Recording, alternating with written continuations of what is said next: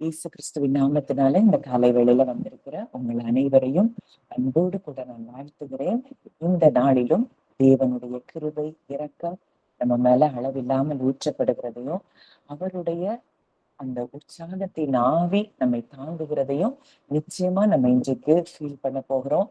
அவர் தம்முடைய ஆனந்த தைல அபிஷேகத்தினால இன்றைக்கு நம்ம ஒவ்வொருவரையும் நிரப்பி நம்முடைய வாழ்க்கையில இருக்கக்கூடிய அத்தனை விதமான எந்த விதமான பயங்களா இருந்தாலும் கவலைகளா இருந்தாலும் அதெல்லாம் நிச்சயமா நான் விசுவாசிக்கிறேன். இந்த வார்த்தைகளை நாம் தியானிக்கும் பொழுதே அந்த அபிஷேகம் நம்ம நிரப்பும்.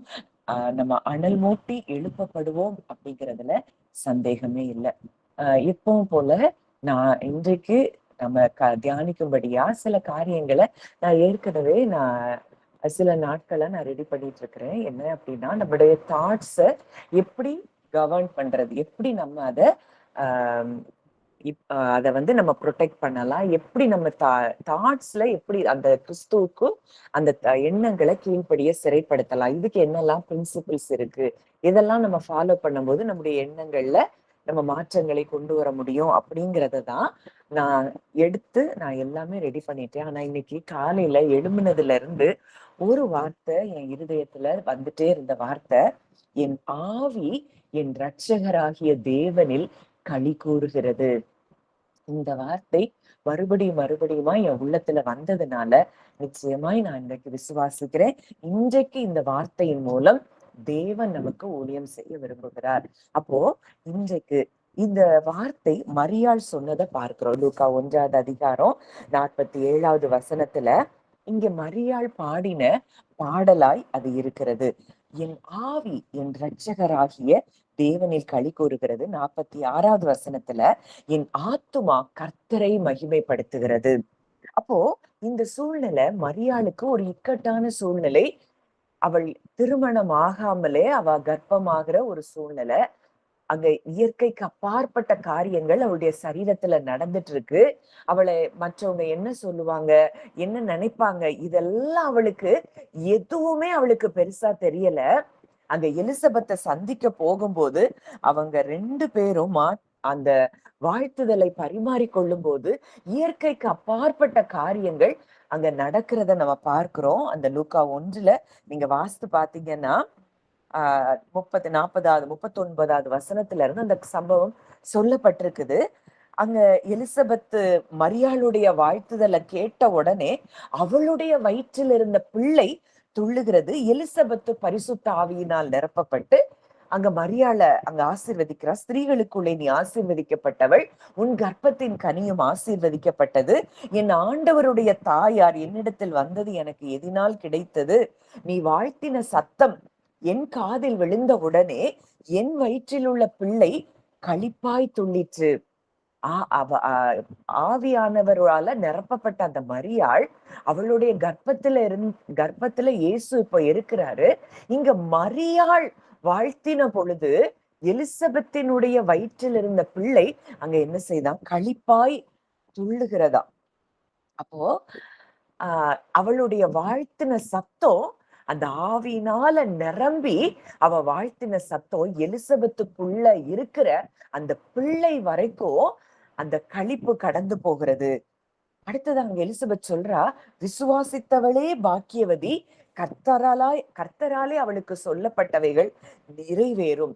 இப்பதான் மரியாள் அதை ரெக்கக்னைஸ் பண்ணி அதை அக்னாலேஜ் பண்ணும்படியாய் அவ திருப்பி தேவனை அவ மகிமைப்படுத்தி உயர்த்தி பாடும் போதுதான் இந்த வார்த்தையை அவள் சொல்லுகிறத பார்க்கிறோம்.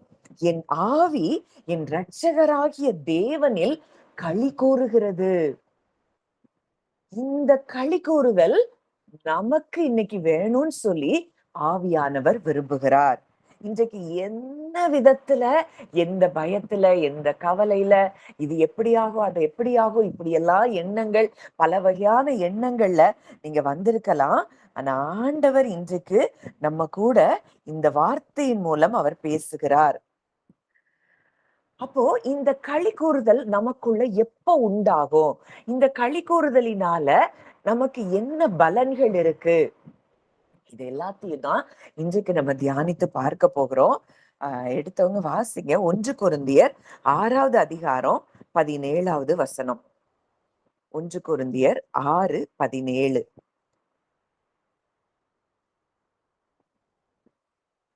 அப்படியே கர்த்தரோடு இசைந்திருக்கிறவனும் அவருடனே ஒரே ஆவியாயிருக்கிறான். கர்த்தரோடு இசைந்திருக்கிறவன் அவருடனே ஒரே ஆவியாயிருக்கிறான். நம்ம கிறிஸ்துவை விசுவாசிக்கும் பொழுது நம்ம என்ன செய்யறோம்? கர்த்தருடைய ஆவியானவர் நமக்குள்ள அவர் வாசம் பண்ணுகிறார். அப்ப அவரோடு கூட இசைந்திருக்கிறவன் அவருடனே கூட ஒரே ஆவியா இருக்கிறார். இன்னைக்கு நம்ம ஸ்பிரிட்டும் அவர் ஸ்பிரிட்டும் வேற இல்ல. அவருடைய ஸ்பிரிட் இன்னைக்கு நம்முடைய ஆவியில என்ன செஞ்சிருச்சு? ஒன்றாக கலந்திருக்கிறது. அப்போ அவருடைய ஆவி இன்னைக்கு நமக்குள்ள ஒன்னா கலந்திருக்குதுன்னா, இன்றைக்கு அவருடைய லைஃப், அவருடைய சமாதானம், அவருடைய சந்தோஷம் தான் கண்டினியூஸா நம்ம ஸ்பிரிட்ல என்ன செஞ்சுட்டே இருக்கு? ஃப்ளோ ஆயிட்டே இருக்கு. நம்மளுடைய ஆவியையும் அவருடைய ஆவியையும் ஒரு நாளும் ஒன்றும் பிரிக்க முடியாது. இன்னைக்கு நம்ம அப்ப ஏன் இன்னும் அந்த ஜாய்க்குள்ள நம்ம இல்ல அப்படின்னா, இப்ப நம்ம கர்த்தரோட ஒரே ஆவியா இருக்கிறோம் அப்படிங்கிற அந்த சிந்தை இல்லாதபடியினால. அததான் நேத்து ஒரு இதுல நான் கேட்டேன். வேடிக்கையா அவர் சொல்றாரு, நம்ம எல்லாருக்குமே என்ன இருக்கான்? காஸ்மிக் அம்னீஷியா இருக்கான். என்ன அம்னீஷியா? தேவனோடு கூட நம்ம ஒன்றிணைக்கப்பட்டிருக்கிறோங்கிறத அடிக்கடியா நம்ம மறந்து போயிடுறோமா. இதுதான் நம்ம பிரச்சனை அப்படின்னு சொல்லி அவர் சொல்லுகிறார். அப்போ இந்த இந்த அம்னீஷியா நம்மளை விட்டு டோட்டலா என்ன செய்யணும்? மாறி போகணும். அவரோடு இசைந்திருக்கிற என்னுடைய ஆவியும் அவருடைய ஆவியும் ஒன்றா இருக்கிறது அப்படின்னா, இன்னைக்கு எந்த சந்தோஷத்துல நம்ம வாழணும்? இன்னும் காதால கேட்கிறது, கண்ணால பாக்குறது, உணர்கிற காரியங்கள், நம்ம பார்க்கிற ரிப்போர்ட், இதுலயே நம்ம வாழ்ந்துட்டு இருந்தோம்னா மனுஷனை போல வாழ்ந்து கொண்டிருக்கிறோம். பேதுருவை பார்த்து ஆண்டவர் சொல்றாரு, அப்பாலே போ சாத்தானே, நீ மனுஷனுக்கேற்றவைகளை சிந்திக்கிறாய்.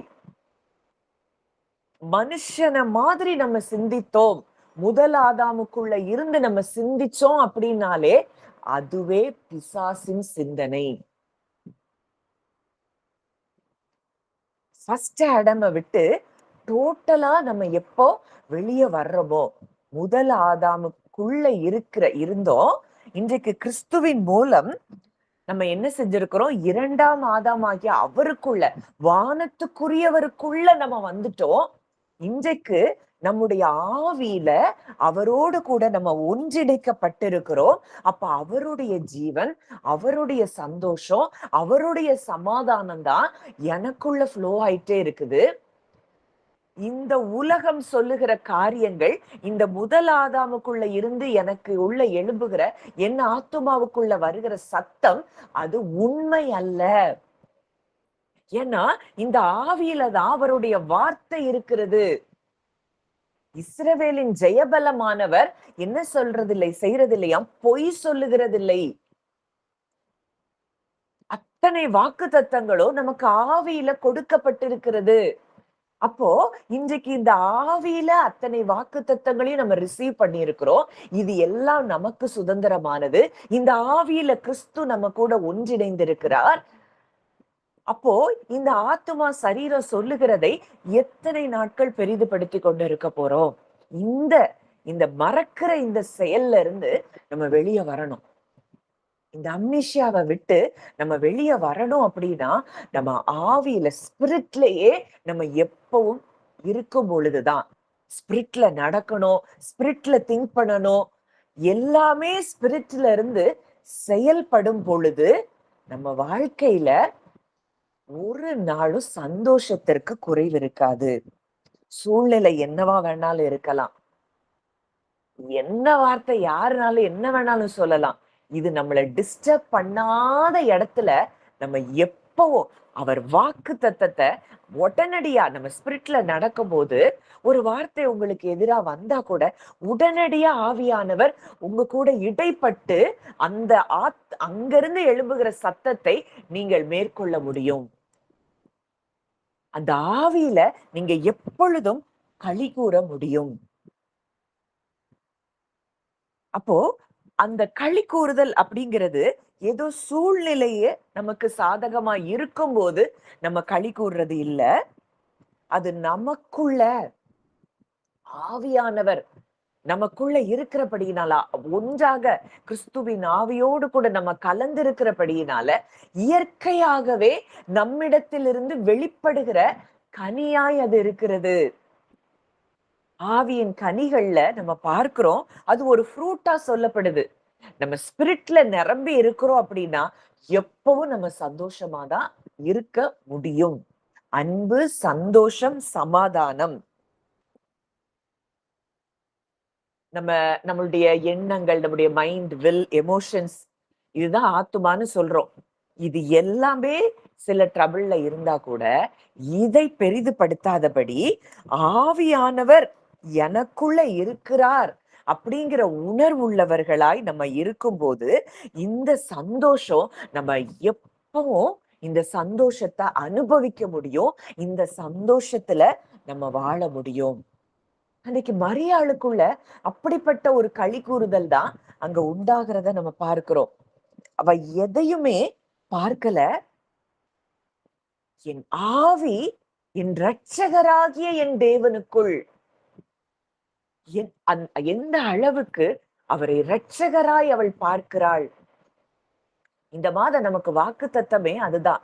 அவர் இரட்சகராய், அவருடைய ரட்சிப்பு இன்றைக்கு நம் வாழ்க்கையின் ஒவ்வொரு பகுதிகளிலும் நிச்சயமா இந்த மாதம் வெளிப்படுகிறதை நாம் பார்ப்போம். அப்போ அந்த தேவனுக்குள்ள களி கூறுகிறது, இரட்சகராகிய தேவனுக்குள் களி கூறுகிறது. அவரால மாற்றப்பட முடியாத, அவரால ரட்சிக்கப்பட முடியாத, அவரால காக்கப்பட முடியாத எந்த காரியங்களும் இல்லை அப்படிங்கிறத மரியாள் அறிந்து அங்க ஆவியில அவள் களி கூறுகிறத நம்ம பார்க்கிறோம்.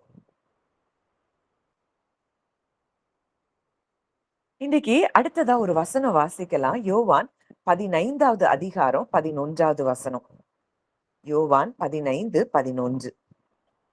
என்னுடைய சந்தோஷம் உங்களில் நிலைத்திருக்கும்படிக்கும் உங்கள் சந்தோஷம் நிறைவாய் இருக்கும்படிக்கும் இவைகளை உங்களுக்கு சொன்னேன்.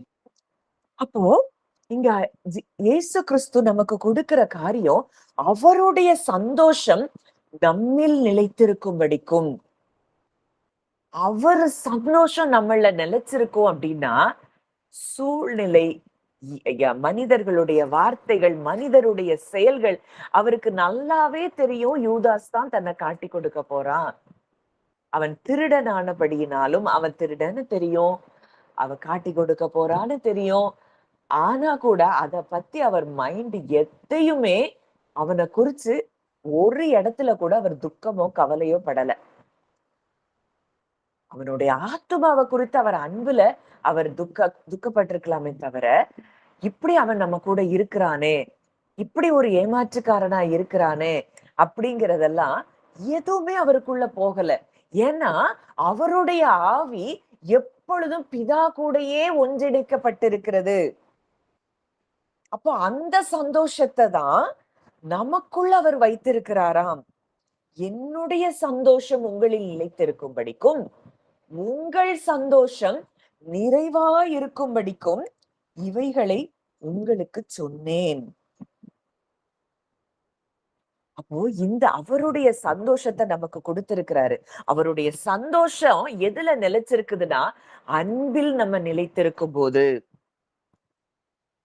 இந்த அன்புல நமக்கு எப்பெல்லாம் ஆசோலேஷன் வருதோ, எப்பெல்லாம் மற்றவங்க மேல ஒரு எரிச்சலோ கசப்போ வரும்போதுதான் இந்த சந்தோஷம் நம்மை விட்டு எடுபட்டு போகுது.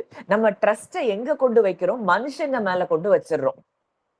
நமக்கு உள்ள நம்ம கூட ஒன்றிணைக்கப்பட்டிருக்கிற தேவன் மேல நம்ம நம்பிக்கை வைக்காதபடி மனிதர்கள் மேல, மனிதர்களுடைய வார்த்தைகள் மேல நம்ம எண்ணங்களை பதிக்கும் போது நம்முடைய சந்தோஷம் குறைகிறது. நம்முடைய சந்தோஷம் நம்மை விட்டு அகன்று போகிறது. அந்த 10வது வசனத்துல அவர் சொல்றாரு, நான் என் பிதாவின் கற்பனைகளை கைக்கொண்டு அவருடைய அன்பிலே நிலைத்திருக்கிறது போல. அப்போ இயேசு கிறிஸ்துவுக்குள்ள எப்பொழுதும் அந்த சந்தோஷம் ஏன் இருக்குது அப்படின்னா, அவர் முதலாவது அவருடைய கற்பனைகளை கைக்கொள்ளுகிறாரா, அவருடைய அன்புல நிலைச்சிருக்கிறாரா. என் தேவன் என்ன எப்படி நிபந்தனை இல்லாமல் என்னை நேசிக்கிறார். என்னுடைய ஒவ்வொரு சூழ்நிலைகளிலும் என் தேவன் என்னோடு, என் தகப்பன் என்னோடு கூட இருக்கிறார். என் தகப்பன் என்னுடைய ஒவ்வொரு ஜெபங்களுக்கும் அவர் செவி கொடுக்கிறார்.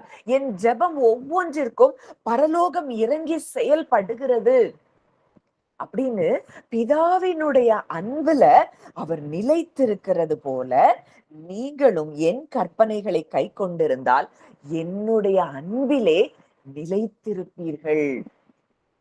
இப்போ ஒரு சில காரியங்கள் தான் அவர் ரொம்ப ஸ்ட்ரெஸ் பண்ணி சொல்றது. என்னை பின்பற்றி வரணும்னா நான் என்பதை வெறுக்கணும். அதாவது உங்க சரீரம் ஆத்துமா சொல்லுகிறத நீங்க முற்றிலுமாய் களைந்து போடணும். இதுதான் அந்த நான்கிறத வெறுக்கிற ஒரு காரியமாய் நம்ம பார்க்கிறோம். அடுத்ததா எல்லாரையும் பிளஸ் பண்ணணும். ஃப்ரம் த ஹார்ட் அவருடைய அன்பு எனக்குள்ள ஊற்றப்பட்டிருக்கிறபடியினால அந்த அன்புல இருந்து எனக்கு தீமை செய்யறவங்க அவங்க அறியாம செய்யறாங்கன்னு சொல்லி நம்ம பிளஸ் பண்ணணும். இந்த 2 காரியம்தான் பிரதானமா இயேசு சொல்லுகிற கற்பனை. அவங்கள அன்பு செலுத்தணும். அப்போ இதுல நம்ம நிலைத்திருக்கும் போது என் தேவன் என்னை எப்பொழுதும் அளவில்லாமல் நேசிக்கிறார். எப்பொழுதும் என் வார்த்தைக்கு அவர் செவி கொடுத்து கொண்டே இருக்கிறார் அப்படிங்கிறத அவருடைய அன்புல நம்ம நிலைத்திருக்கும் போது இந்த சந்தோஷம் நம்மில் எப்பொழுதும் நிலைத்திருக்கும். அதுதான் ஆவியின் கனிகளா அங்க சொல்லப்படுகிறத நம்ம பார்க்கிறோம். ஏன்னா கிறிஸ்துவினுடைய சந்தோஷம்தான் இன்னைக்கு நமக்குள்ள நிலைத்திருக்கிறதுனா அந்த தேவ ரகமான அப்படிப்பட்ட ஒரு வாழ்க்கைய வாழ வேண்டும்படிதான் தேவன் விரும்புகிறார். நம்ம எப்பவும் சந்தோஷமா இருக்கணும். எப்பவும் கவலை இல்லாம, பயம் இல்லாமல், துக்கம் இல்லாமல் இருக்கணுங்கிறது தான் தேவனுடைய எண்ணமா இருக்கிறது. அந்த அன்புல இருந்து மற்றவங்களுக்கு ஜெபிக்கணும். அந்த அன்புல இருந்து மற்றவங்களுக்கு ஊழியம் செய்யணும். அந்த சந்தோஷத்தை நான் இந்த சந்தோஷத்தை பெற்றிருக்கிறேன், அப்ப என் ஜனங்களும் பெற்றுக்கொள்ளணும் அப்படிங்கிற இடத்துல இருந்து நம்ம மற்றவங்களுக்கு ஜெபிக்கிறதோ ஊழியம் செய்கிறதோ அதுல இருந்து செய்யும் போது நம்ம மிகுந்த ஆத்துமாக்களை நம்ம கொள்ளை பொருளாய் நம்ம பெற்றுக்கொள்ள முடியும். பவுல் அந்த சிறைச்சாலையில இருந்து அங்க சொல்றாரு, கர்த்தருக்குள் எப்பொழுதும் சந்தோஷமாயிருங்கள். ஏன்னா அவர் அவருடைய அன்புல நிலைத்திருக்கிறார். அந்த அன்ப அவர் தன்னுடைய ஆவியில அவர் உணர்ந்து கொண்டே இருக்கிறபடியினால என்ன நீங்க எந்த இடத்துல கொண்டு போட்டாலோ என் சந்தோஷத்தை ஒன்றும் கெடுக்க முடியாது அப்படிங்கிறத உணர்வு பூர்வமாய் அவர் உணர்ந்து அதை எழுதுகிறத நம்ம பார்க்கிறோம். அப்போ இதுல என்ன அறிந்து கொள்றோம் அப்படின்னா, இந்த களி கூறுதல், ஆவியில களி கூறுதல் அப்படிங்கிறது நம்மளுடைய எக்ஸ்டர்னல் சிச்சுவேஷன்ஸ் இத சம்பந்தப்படுத்தி நமக்கு ஆவியில களி கூறுதல் உண்டாகிறது இல்ல. நம்ம களி கூறுதல் யார டிபெண்ட் பண்ணி இருக்குதுன்னா, நம் தேவனுடைய அன்புல நிலைத்திருக்கிறதுலதான் நம்ம களி கூறுதலே இருக்குது. இன்றைக்கு இந்த இடத்துல நம்ம இருக்கிறோமா? இந்த களி கூறுதலை தேவன் நமக்கு தந்திருக்கிறார். அவர் இனி தர வேண்டியதில்லை. ஏற்கனவே நம்முடைய ஆவியில அவருடைய ஆனந்த தைல அபிஷேகத்தை தான் நமக்குள்ள ஊற்றி இருக்கிறார். இதுல இருந்து நம்ம வாழ்றோமா? இல்ல அந்த பிரச்சனை இப்படி இருக்கு, இது எப்படி இருக்கு, என் பிள்ளைகளோட வாழ்க்கை இப்படி இருக்கு, என்னுடைய எதிர்காலம் எப்படி இருக்குமோ, அவர் சொல்றாரு, எதை குறிச்சும் நீ கவலைப்படாத, ஒன்றுக்கும் கவலைப்படாமல் நாளைக்காக கவலைப்படாதிருங்கள். ஏன்னா உங்களுக்கு ஒரு அப்பா இருக்கிறார்.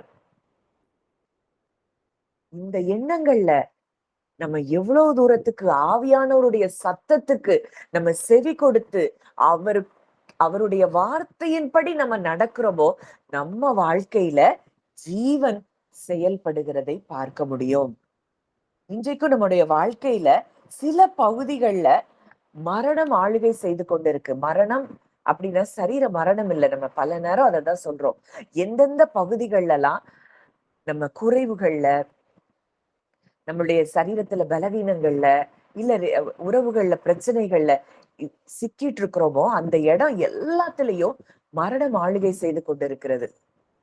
இந்த இடத்த கூட நீங்க ஆவியானவருடைய உங்களுக்குள்ள இருக்கிற அந்த ஆவியானவர்கிட்ட ஒப்பு கொடுத்து நீங்க களி கூறுதலுக்குள்ள நீங்க வரும்போது, இந்த பகுதிகள் எல்லாம் அது தானாய் சரியாகிறத நீங்க பார்க்க முடியும். இதுக்காக நீங்க பெரிய ரொம்ப கஷ்டப்படலாம் தேவையே இல்லை. அந்த ஆவியில எப்பொழுது நம்ம அவரு கூட களி கூர்ந்து கொண்டே இருக்கும்போது இந்த சூழ்நிலைகள் ஒவ்வொன்றும் அது தானாய் மாறுகிறத நீங்க பார்ப்பீங்க. நீங்க மற்றவங்க கிட்ட பேசும்போது ஒரு நிதானம் உங்களுக்கு நீங்க பெற்றுக்கொள்ளுவீங்க. நீங்க யாருகிட்ட என்ன பேசணும் அத அழகா உங்களுக்குள்ள இருந்த ஆவியானவர் பேசுகிறத நீங்க பார்ப்பீங்க. நீங்க என்ன பேசணும்னு பயப்படாதீங்க. ஆவியானவர் உங்களுக்குள்ள இருந்து பேசுவார். இது எப்ப வரும் அப்படின்னா, இந்த ஆவியிலேயே நம்ம வாழும்போது, ஆவியில இன்றைக்கு யாரா இருக்கிறேன்? ஆவியில இன்றைக்கு எனக்கு அவருடைய சந்தோஷம் ஊற்றப்பட்டிருக்கிறது. அவருடைய ஆனந்த தைல அபிஷேகம். ஏசாயா 61 நம்ம பார்க்கிறோம். கர்த்தராகிய தேவனுடைய ஆவியானவர் என் மேல் இருக்கிறார். அந்த ஆவியானவர் என் மேல இருக்கிறபடினால துயரத்துக்கு பதிலாக ஆனந்த தைல அபிஷேகத்தை அத கூட நம்ம வாசிக்கலாம். ஏசாயா 61 எடுத்துட்டீங்கன்னா வாசிங்க.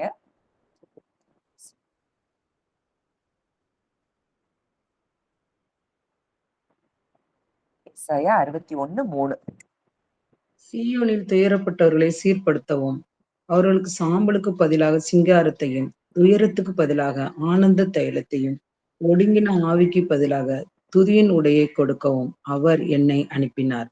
அவர்கள் கர்த்தர் தம்முடைய மகிமைக்கென்று நாட்டின நீதியின் விருட்சங்கள் எண்ணப்படுவார்கள்.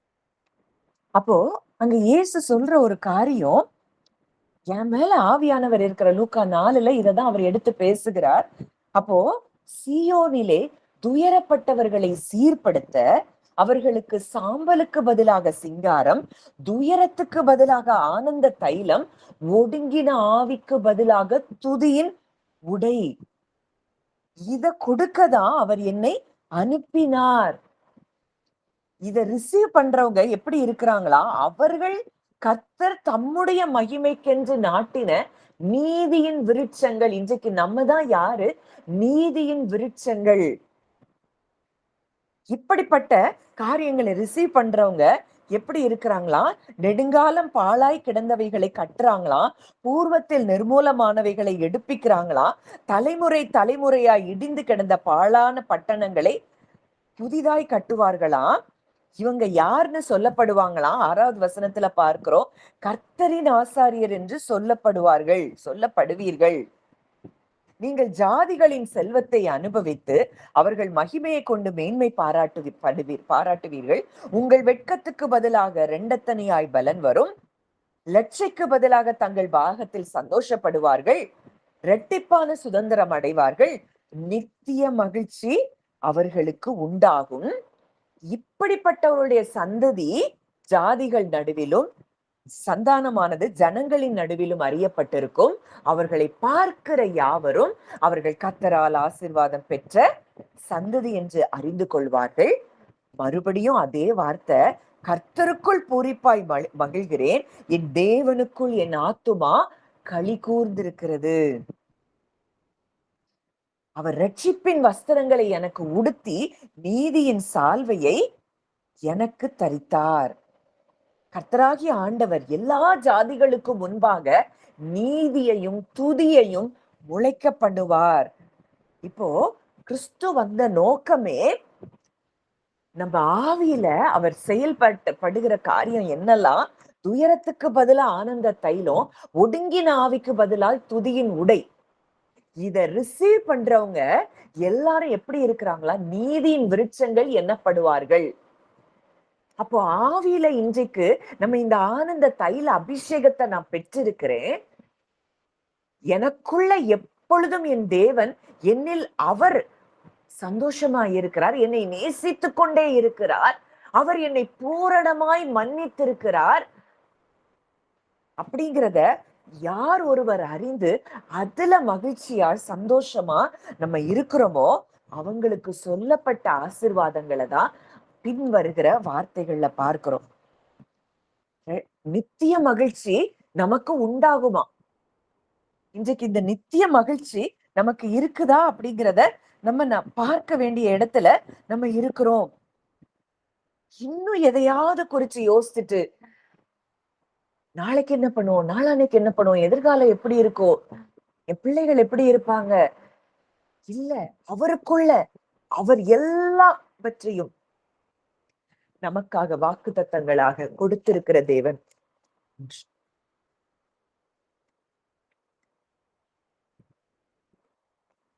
இந்த வாக்குத்தத்தங்கள் எல்லாம் நம்முடைய ஆவியில இருக்குது.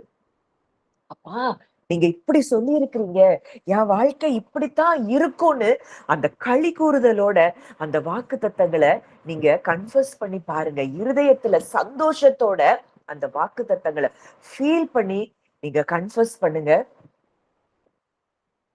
அந்த இடத்துல உங்க வாழ்க்கையில எங்கெல்லாம் ரட்சிப்பு வேணுமோ அங்கெல்லாம் அந்த ரட்சிப்பு கடந்து வருகிறத நீங்க பார்க்க முடியும். உங்க ஆத்துமா எப்போ தேவனுக்குள்ள களி கூறும் போது, என் ஆவி என் ரட்சகராகிய தேவனுக்குள் களி கூறுகிறது, எனக்குள்ள அந்த ஆனந்த தைல அபிஷேகத்தை தான் என் தேவன் ஊற்றி இருக்கிறார் அப்படிங்கிற எண்ணங்கள் உங்களுக்கு ஆழமா இருக்கும்போது நம் வாழ்க்கையின் சூழ்நிலைகள் அனைத்தும் ஜெயமாய் மாறுகிறதை நீங்க பார்க்க முடியும். 1 பேதுரு 1வது அதிகாரம் 8வது வசனம், அதுலயும் அந்த களி கூறுதலை பற்றி சொல்லப்பட்டிருக்கு. 1 பேதுரு 1:8.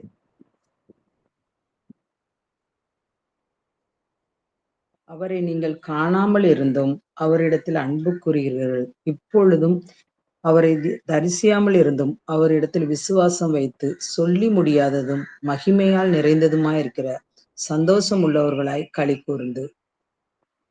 அடுத்தது வாசிச்சேன். உங்கள் விசுவாசத்தின் பலனாகிய ஆத்ம ரட்சிப்பை அடைகிறீர்கள். அப்போ இவங்க எல்லாருமே எதுல வாழ்ந்திருக்கிறாங்கன்னா அந்த களி கூறுதல்லையே இருந்திருக்கிறாங்க. பேதுருவா இருக்கட்டும், பவுலா இருக்கட்டும், அப்போஸ்தலர்களா இருக்கட்டும், அவங்க சொல்ற காரியத்துக்கு இடமே கொடுக்கல. பேதுரு எழுதுறாரு, நீங்கள் காணாமல் இருந்தும் அவரிடத்தில் அன்பு கூறுகிறீர்கள், இப்பொழுது அவரை தரிசியாமல் இருந்தும் அவரிடத்தில் விசுவாசம் வைத்து சொல்லி முடியாததும் மகிமையால் நிறைந்ததுமாய் இருக்கிற சந்தோஷம் உள்ளவர்களாய் களி கூர்ந்து. நீங்க பார்க்கல, அவரிடத்துல அன்பு கூறுறீங்க, அவரை தரிசிக்கலாம், நான் விசுவாசம் வைக்கிறீங்க, சொல்லி முடியாததும் ஜாய் அன்ஸ்பீக்கபிள், சொல்லி முடியாத மகிமையால் நிறைந்ததுமாய் இருக்கிற அந்த சந்தோஷம் உள்ளவர்களாய் களி கூர்ந்து உங்கள் விசுவாசத்தின் பலனாகிய ஆத்தும ரட்சிப்பை அடைகிறீர்கள். அப்போ அந்த சொல்லி முடியாத ஒரு சந்தோஷத்தினால நீங்க நிரப்பப்பட்டிருக்கிறீங்க அப்படின்னு சொல்லி பேதுரு அங்க எழுதுகிறத பார்க்கிறோம். இதே பேதுரு ஒரு காலத்துல பயந்து கொண்டிருந்த பேதுரு தான் இந்த ஆவியில இந்த சந்தோஷத்தை பெற்றுக்கொண்ட பிறகு தனக்கு அடுத்த நாள் தன்னுடைய தலைக்கு கத்தியே வரும்னு தெரிந்த பொழுது கூட அவர் நிம்மதியா அங்க தூங்கிட்டு இருக்கிறாரு. ஏன்னா என் ஆவி அவருக்குள்ள களி கூர்ந்துட்டு இருக்கு, நீங்க சொல்றதெல்லாம் என் வாழ்க்கையில நீங்க நினைக்கிறது ஒரு காலம் நடக்காதுங்கிறத அவர் அறிந்தவராய், அந்த ஆவியில அவர் களி கூர்ந்தவராய், நித்திய மகிழ்ச்சி அவருக்கு தலைக்கு மேல இருந்தபடியினால அவரை ஜெயில போட்ட பிறகு கூட, பவுலும் சீலாவும் ஜெயில போட்ட பிறகு கூட, அந்த ஒடுங்கின ஒரு சில நேரம் ஒரு ஒரு சில நிமிஷங்கள் அவங்க அடியில அந்த வலியில இருந்தா கூட, அந்த ஒடுங்கின ஆவியில ஆவிக்கு பதிலா அவங்க துதியின் உடைய அங்க பரிசுத்த ஆவியானவரால அவங்க நிரம்பி அந்த துதி செய்ய ஆரம்பிக்கிறாங்க. உள்ளத்துல இருந்து அந்த களி கூறுதல் வந்து, உள்ளத்துல இருந்து அவங்க துதி செய்ய ஆரம்பிக்கும் பொழுது, அங்க அஸ்திபாரங்கள் அசைகிறத நம்ம பார்க்கிறோம்.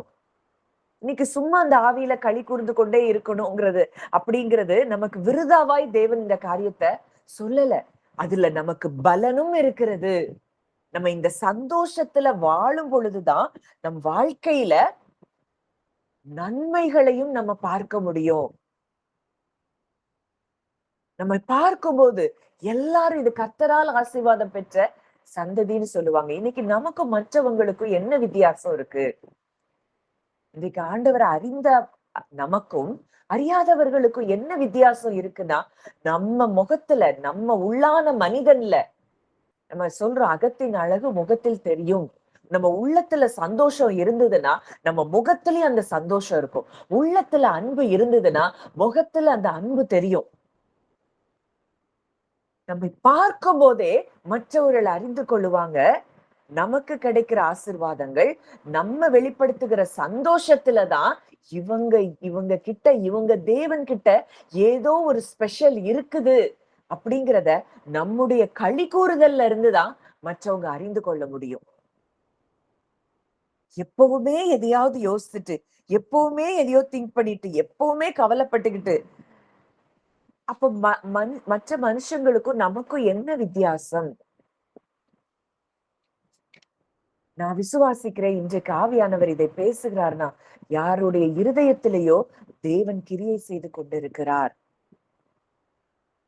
அவ்வளோ பெரிய தேவன் இன்றைக்கு நம்ம கூட நம்முடைய ஆவியில அவர் ஒன்றாக கலந்திருக்கிறார். இத ஒவ்வொரு நாளும் காலையில எழும்பி நம்ம இத என்ன செய்யணும்? கன்ஃபஸ் பண்ணணும். அப்பா நீங்க என் ஆவியில ஒன்றாய் கலந்திருக்கிறீங்க. இன்றைக்கு என்னுடைய ஆவியில அத்தனை வாக்குத்தத்தங்களை எனக்கு சுதந்திரமாய் நீங்க கொடுத்திருக்கிறீங்க. இன்றைக்கு உங்க ஜீவன், உங்க சமாதானம், உங்க சந்தோஷம் தான் எனக்குள்ள இருக்குது. இதுல இருந்துதான் நான் செயல்படுவேன் அப்படின்னு சொல்லி நம்ம ஒவ்வொரு நாளும் இத காலையில நம்ம எழும்பி காலையிலனாலும் சரி மத்தியானம் இத அடிக்கடியாய் ஏன்னா நம்ம முதல்ல பார்த்த காரியம் நம்ம ஏன் இதுல வாழல அப்படின்னா அந்த அம்னீஷியா தான் மறந்து போயிடுறோம். நம்ம யாருங்கிறத we are spirit beings. இன்னைக்கு நம்ம ஸ்பிரிட் கூட அவருடைய ஸ்பிரிட் ஒன்றாய் கலந்து இருக்கிறது. அப்பா பிதாவே என்று கூப்பிடக்கூடிய புத்திர சுவிகாரத்தின் ஆவி, குமாரனின் ஆவி இன்றைக்கு நமக்குள்ளே ஊற்றப்பட்டு இருக்கிறது. இதெல்லாம் மறந்து போனபடியினாலதான் நம்ம மனிதர்களைப் போல வாழ்ந்து கொண்டிருக்கிறோம். இன்னைக்கு சாதாரண மனுஷங்களா வாழ தேவன் நம்மை அழைக்கல. முதலாம் ஆதாமுக்குள்ள இருந்து வாழ்ந்து கொண்டே இருந்த நாட்கள் முடிவுக்கு வரணும். நம்ம எல்லாரும் சொல்லணும் நாங்க எப்பொழுதும் சந்தோஷமா இருக்கிறோம். 1 தெசலோனிக்கேயர் 5 பார்க்கிறோம். எப்பொழுதும் சந்தோஷமாயிருங்கள், இடைவிடாமல் ஜெபம் பண்ணுங்கள், எல்லாவற்றிலேயும் ஸ்தோத்திரம் செய்யுங்கள். இந்த சந்தோஷம் நிறைந்த இருதயம் எப்பவும் தேங்க் பண்ணிட்டே இருக்கும். ஒவ்வொரு விஷயத்தையும் அதை சிருஷ்டிப்ப பார்க்கும்போது தேங்க் பண்ணோம். நம்மளுடைய வாழ்க்கையில தேவன் செய்த நன்மைகளை, என்றைக்கோ செய்த நன்மைகளை கூட ஆவியானவர் நமக்கு நினைப்பூட்டி கொண்டே இருப்பார். நம்ம அதை குறிச்சு தேங்க் பண்ணிட்டே இருப்போம். இப்படிப்பட்ட ஒரு ஆவியின் வாழ்க்கை வாழதான், ஆவியினால் நடத்தப்படுகிற ஒரு வாழ்க்கை வாழதான் தேவன் நம்மை அழைக்கிறார். இன்னைக்கு எத்தனையோ பேருக்கு நமக்கு இந்த சத்தியங்கள் அறிஞ்சிருக்கிறோம். இன்னைக்கு எத்தனையோ பேருக்கு இத தெரியாத மக்கள்லாம் இருக்கிறாங்க. அப்போ நம்ம இத குறிச்சு நம்ம எவ்வளவு சந்தோஷப்படணும். நாமும் தேவனும் இன்றைக்கு ஒன்றாக கலந்திருக்கிறோம். நம்முடைய ஆவி அவருடைய ஆவி ஒன்றாய் கலந்திருக்கிறது. இன்னைக்கு அப்பான்னு கூப்பிடக்கூடிய ஆவிய நமக்குள்ள அவர் ஊற்றி இருக்கிறார். இதெல்லாம் ஃபீல் பண்ற இடத்துல நம்ம இருக்கிறோம். ஆனா பரம்பரையாய் கிறிஸ்தவர்களாய் இருக்கிற மக்களுக்கு கூட இந்த சத்தியம் என்ன செய்யல, இன்னும் அறியப்படல.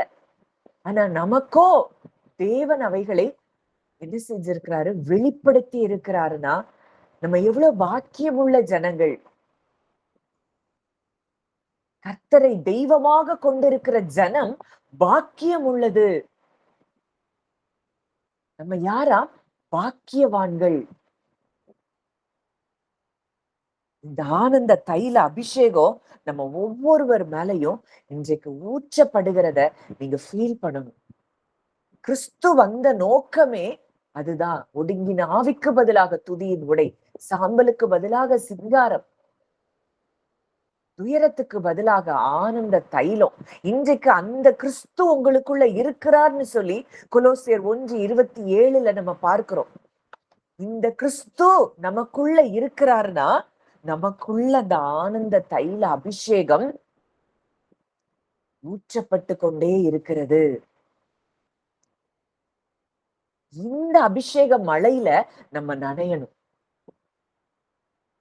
உலகம் சொல்லுகிற காரியங்கள்ல நம்ம அந்த எப்படி மழையில முற்றிலுமாய் நம்ம நனையிறோமோ அதே போல நம்ம இன்றைக்கு அவருடைய அந்த அபிஷேகத்தின் மழை, ஆனந்த தைல அபிஷேகத்துல நம்ம முற்றிலுமாய் நனைந்தவர்களாய், அதை உணர்ந்தவர்களாய், என் ஆவி என் இரட்சகராகிய தேவனுக்குள் களி கூறுகிறது. இந்த இடத்துல நம்ம வாழணுங்கிறது தான் தேவனுடைய விருப்பமாய் இருக்கிறது. அப்போ இன்றைக்கு அவரும் நாமும் ஒன்றாய் இருக்கிறோம்.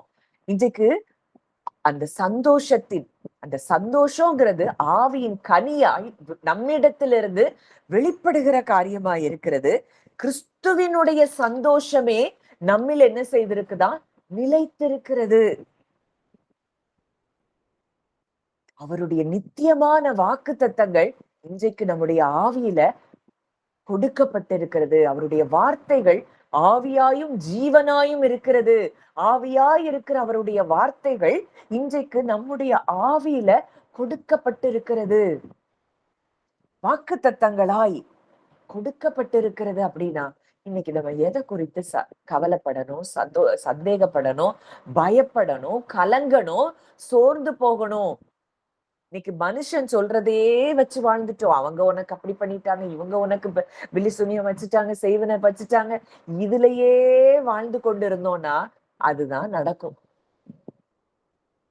நான் யாரா இருக்கிறேன்? என் தேவன் எனக்குள் அவர் எப்படி இருக்கிறார்? எனக்கு எதிராய் உருவாக்கப்படுகிற எந்த ஆயுதமும் வாய்க்காதுன்னு அவர் சொல்லி இருக்கிறாரே. என்னை சுற்றிலும் அவர் அக்கினியாய் கேடகமாய் இருக்கிறார்.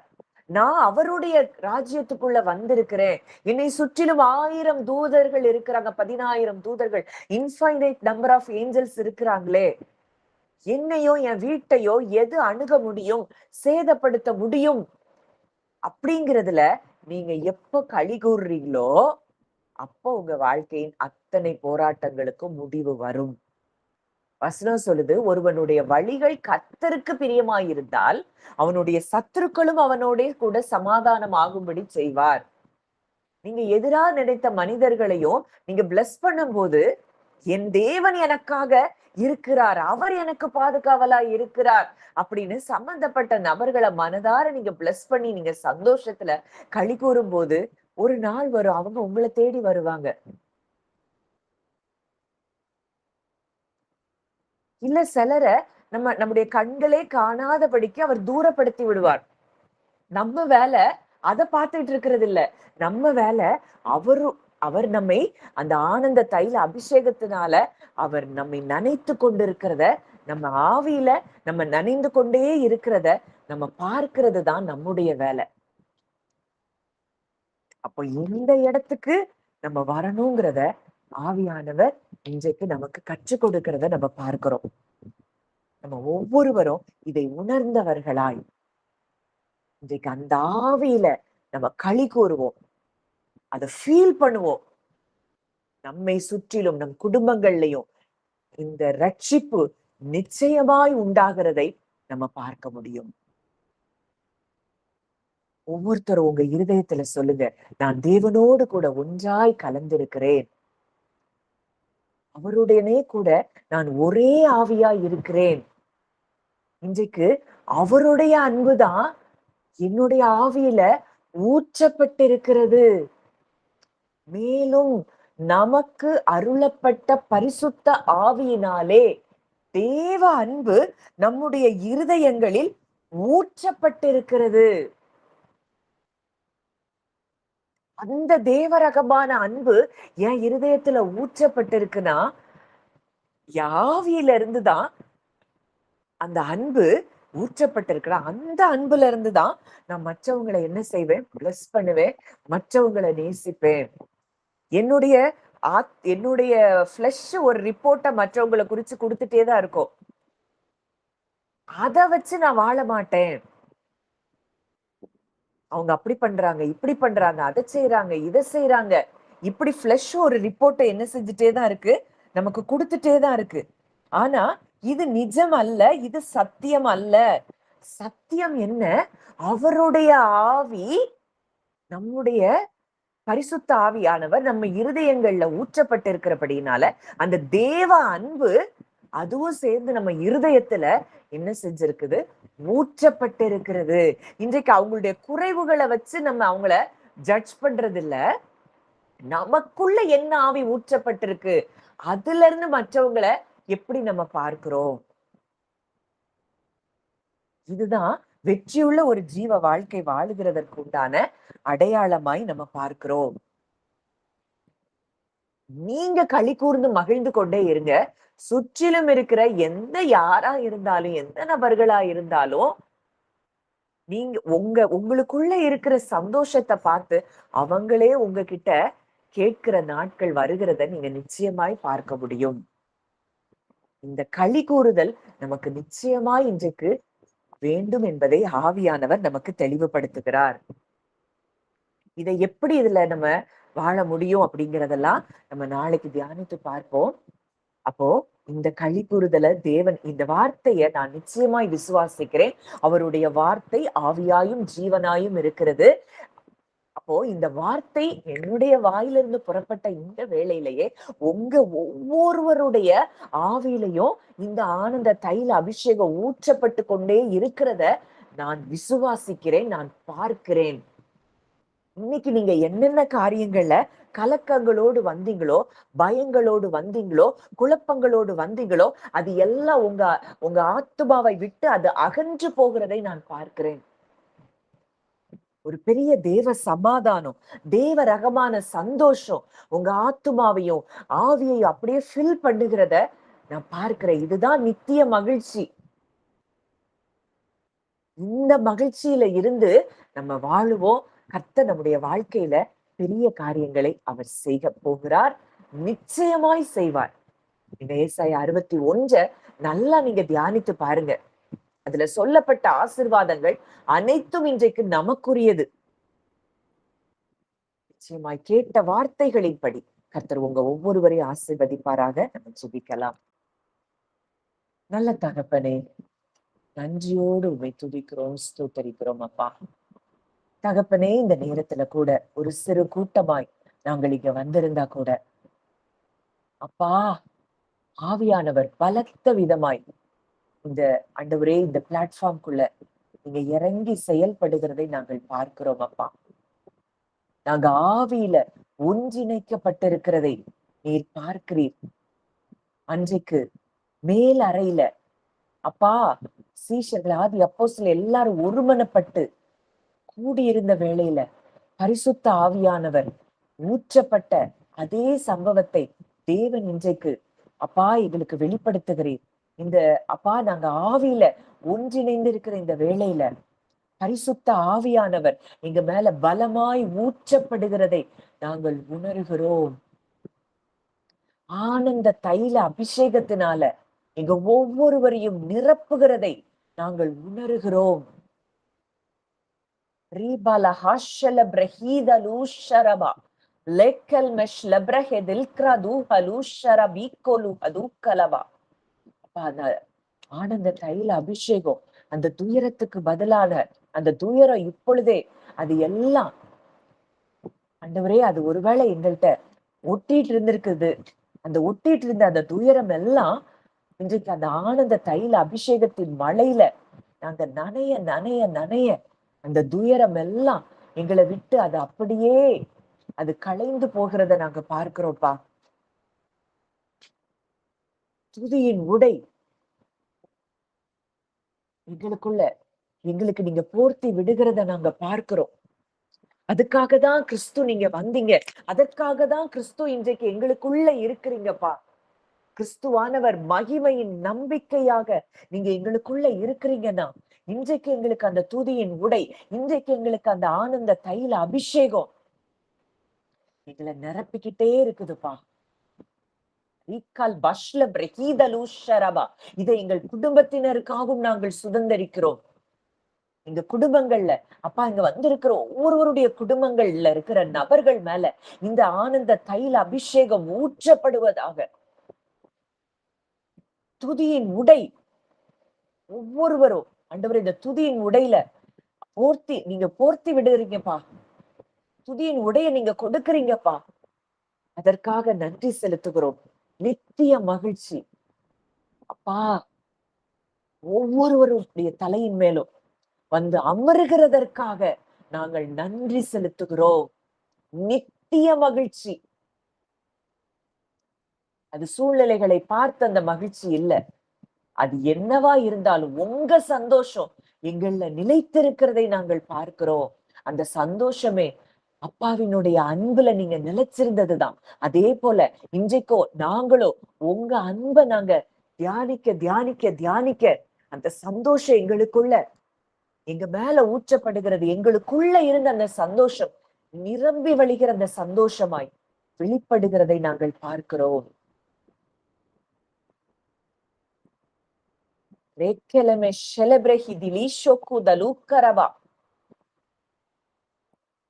அப்பா உண்மை நன்றியோடு துதிக்கிறோம், ஸ்தோத்தரிக்கிறோம் அப்பா.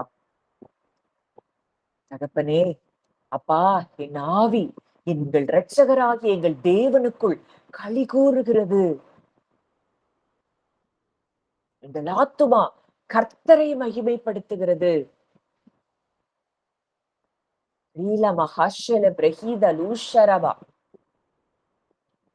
முற்றிலுமாய் முற்றிலுமாய் எங்களை உங்களுக்கு நாங்க சப்மிட் பண்றோம்ப்பா. ஆவியானவருடைய சத்தத்துக்கு எங்களை நாங்கள் ஒப்பு கொடுக்கிறோம். நல்ல பிதாவே, உங்களுடைய ஆவி எங்களை நிரப்பிக்கொண்டே இருக்கிறதை நாங்கள் பார்க்கிறோம். உங்க வெளிச்சம் எங்களை ஃபில் பண்ணிட்டே இருக்கிறத நாங்க பார்க்கிறோம். அப்பா, நாங்க எந்த இடத்துல இருக்கிறோங்கிறத நாங்கள் ஒவ்வொரு நொடி பொழுதும் மறவாமல் நினைப்பதற்கு நாங்க தேவனோடு கூட ஒரே ஆவியா இருக்கிறோம் அப்படிங்கிறத எங்களுக்கு நினைப்பூட்டி கொண்டே இருக்கும்படியாய் நாங்கள் ஜெபிக்கிறோம் அப்பா. இந்த சந்தோஷத்தின் களி கூறுதல் எங்க வாழ்க்கையில ஒவ்வொரு நாளும் உண்டாகட்டும் என்று சொல்லி நாங்கள் ஜெபிக்கிறோம் அப்பா. தகப்பன் அப்படியே எங்களுக்கு கிருபை செய்கிறதற்காக நன்றி செலுத்துகிறோம் அப்பா. வந்த ஒவ்வொருவரையும் இன்றைக்கு உங்களுடைய ஆவியினால உங்களுடைய ஆனந்த தைல அபிஷேகத்தினால நீங்க நிரப்பி இருக்கிறீங்கப்பா. ஒவ்வொருவரையும் நீங்க நிரப்பி இருக்கிறீங்க. எங்க குடும்பங்களை நீங்க நிரப்பி இருக்கிறீங்க. குடும்பத்தின் நபர்களை நீங்க நிரப்பி இருக்கிறீங்க. நாங்க போற இடமெல்லாம் இந்த சந்தோஷத்தை நாங்கள் கொண்டு செல்லுகிறவர்களாய் இருப்போம் அப்படிங்கிறத நாங்க வெளிப்படுத்துகிறோம். உங்களுடைய கரங்களிலே எங்களை தாழ்த்தி ஒப்பு கொடுக்கிறோம் அப்பா. எங்கள் இருதயத்தின் தியானம், எங்கள் வாயின் வார்த்தைகள் அது உனக்கு பிரியமாய் இருக்கட்டும்ப்பா. நாங்க எதை சிந்திக்கணும் அதை நீங்க ஒரு காரியத்தை எங்களுக்கு கற்றுக் கொடுத்திருக்கிறீங்க. அதை தவிர நாங்க வேற எதையும் சிந்திக்க கூடாது. ஆவியில இன்றைக்கு நாங்க யாரா இருக்கிறோம், ஆவியில இன்றைக்கு எங்களுக்கு எதெல்லாம் கொடுக்கப்பட்டிருக்கிறது, இதை தவிர நாங்க வேற எதையும் சிந்திக்காத ஒரு இருதயத்தை எங்களுக்கு நீங்க தாங்கப்பா.